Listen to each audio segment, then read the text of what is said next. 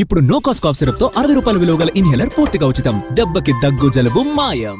ఉద్యోగం ఇప్పిస్తామంటే ఎవరికి మాత్రం ఆశ ఉండదు.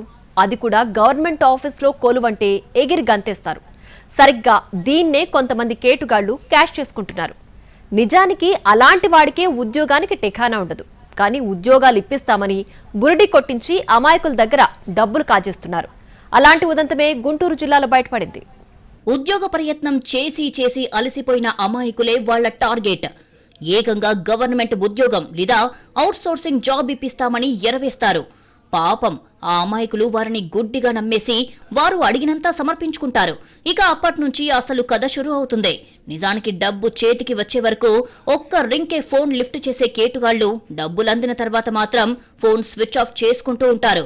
ఒకవేళ ఫోన్కు ఆన్సర్ చేసినా ఇదిగో అదిగో అంటూ తిప్పించుకుంటారు.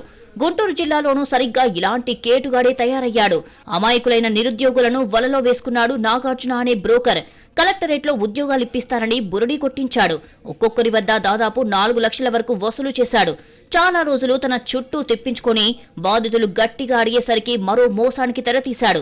ఏకంగా జాయింట్ కలెక్టర్ సంతకాన్ని ఫోర్జరీ చేసి నకిలీ అపాయింట్మెంట్స్ ఇచ్చి చేతులు దులుపుకున్నాడు.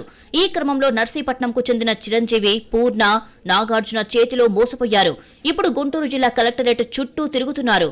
బాధిత యువకులు గ్రీవెన్స్ లో ఫిర్యాదు చేశారు. పోలీసులకు ఫిర్యాదు చేయాలని అధికారులు చెప్పడంతో మళ్లీ పోలీసులను ఆశ్రయించే పనిలో పడ్డారు. పండిట్ నాగార్జున అనే వ్యక్తి 3,70,000 తీసుకున్నాడు. తీసుకుని డబ్బులు ఇవ్వడం జరగట్లేదు. అది గ్రావెన్స్లో కంప్లైంట్ పెడితే ఎస్పీ గారు పంపించారు. ఎస్పీ గారు నగరపాలెం స్టేషన్కి పంపించారు. స్టేషన్లో వాళ్ళు పిలిచి ఎంక్వైరీ చేస్తే వాళ్ళు తప్పు ఒప్పుకున్నారు. అక్కడ ఒప్పుకొని ఆగస్టు 10వ తారీఖున ఇస్తాను అమౌంట్ అని చెప్పి ఒక వీల్ నెంబర్ రాసి ఇచ్చారండి. ఆ రాసి ఇచ్చిన తర్వాత అర్జీ మీద సంతకం పెట్టాను, ప్రాబ్లం సాల్వ్ అయిందని. ఆ టైంకి మళ్ళీ వెళ్ళి అడిగితే వాళ్ళు లాయర్ని తీసుకొచ్చి మీరు కేసు పెట్టుకోండి, మేము కోర్టు తెలుసుకుంటాం, డబ్బులు లేవు, ఎస్సీతో మాట్లాడాలి, సీఐతో మాట్లాడాలి, మా అమ్మగారు చనిపోయారు, వాళ్ళు చనిపోయారు, అక్కడికి వెళ్ళి ఇక్కడికి వెళ్ళి అని చెప్పి చెప్పుకుంటూ వస్తుంటాను. 8 నెలల నుంచి నేను ఇంటికి వెళ్ళకుండా ఇక్కడే ఉంటున్నాను సార్. ఇంటికాడ డబ్బులు పెట్టుకుని వస్తారా లేకపోతే చచ్చిపోకడా అని చెప్పి ఇంటికాడ ఉంటుంటాను. గవర్నమెంట్ ఉద్యోగాల పేరుతో ఎవరు డబ్బులు అడిగినా నమ్మవద్దని పోలీసులు చెబుతున్నారు. అలా డబ్బులు అడుగుతున్నారంటే ఖచ్చితంగా మోసగాళ్లే అయి ఉంటారంటున్నారు. కాబట్టి వారి వలలో చిక్కుకొని డబ్బులు పోగొట్టుకోవద్దని వార్నింగ్ ఇస్తున్నారు.